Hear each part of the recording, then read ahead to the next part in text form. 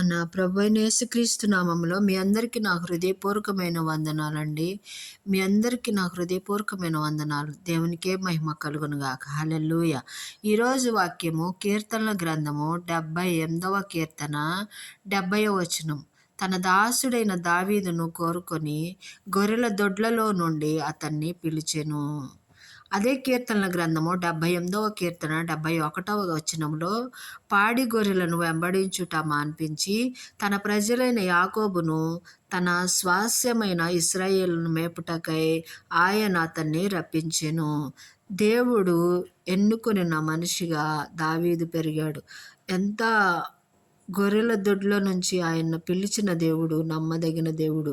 ఆయన్ని రాజుగా చేసిన దేవుడు మనల్ని కూడా ఆయన స్వాస్యములో ఒక రాజుగా, ఆయన మకుటము మహారాజుగా మనల్ని కూడా ఆయన సింహాసనమందు మనల్ని కూడా ఆసీనులుగా చేస్తాడు. Praise the lord. నమ్మకమైన దేవుని మనము నమ్మకమైన దేవుణ్ణి నమ్మకంగా ఆచరిస్తే ఆయన కృపలో మనము సాగుతూ ఆయనను వెంబడిస్తూ ఆయన ఘనపరుస్తూ ఆయన కృపలో మనం ముందుకు సాగుదాము గాక. Praise the lord. హల్లెలూయా!